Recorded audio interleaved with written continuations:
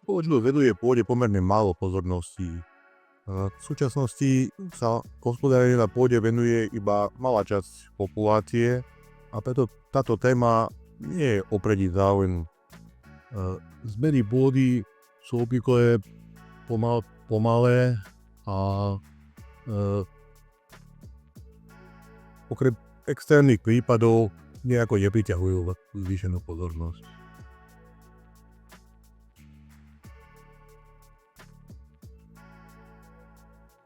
A hlavné výskumné otázky, ktorým by sa mal projekt SUSO venovať, súvisia vlastne už s cieľom projektu a tým je udržať alebo podporiť trvalo udržateľné hospodárenie pôdy a projekt by sa mal sústrediť teda na otázky týkajúce sa biologických vlastností pôdneho podložia a ktoré teda súvisia aj s poskytovaním rôznych ekosystémových služieb. A ďalej by sa mal zamerať na spôsoby hospodárenia na pôde, ktoré podporujú ukladanie uhlíka v pôde a tým prispievajú k zmierneniu následkov klimatickej zmeny.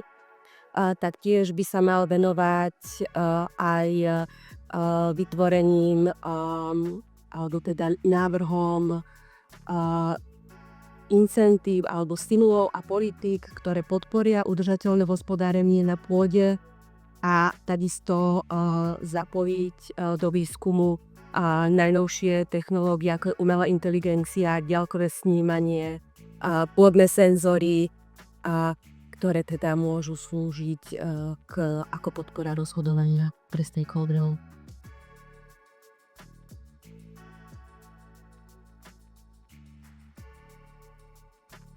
Pre zavedenie trvalo udržateľných postupov by pomohli dotácie, granty a odborné školenia po prípade poradenstvo.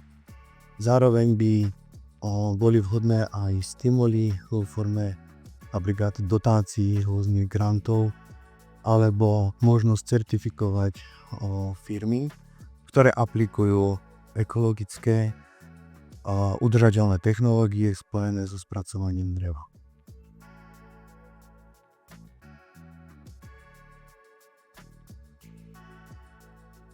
Z hľadiska pôdy na tej najvyššej globálnej úrovni je potrebné spomenúť hlavne 4 také najdôležitejšie inštrumenty.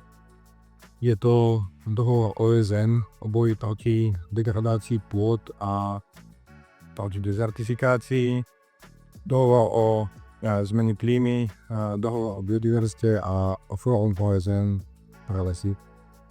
Keďže Slovensko je členským štátom Európskej únie, tak sú preň nesmierne dôležité politiky a legislatíva, ktoré sa na úrovni EÚ vytvárajú a tu z hľadiska vplyvu na pôdy by som vysvetlil hlavne nariadenie o LULUCF, to znamená o emisiách a záchytoch skleníkových plynov v pôde a lesoch.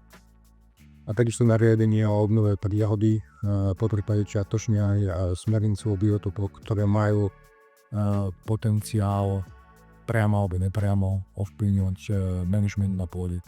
Samozrejme na úrovni EÚ by sme mohli nájsť množstvo ďalších strategických dokumentov v oblasti pôd, lesov, biodiverzity, ktoré na lesy majú nejaký vplyv, ale pokiaľ je prostávame o nástrojoch Európskej únie a vplyve na pôdu, tak je určite potrebné spomenúť spoločnú poľnohospodársku politiku, ktorá má obrovské možnosti ovplyvňovať hospodárenie na pôde.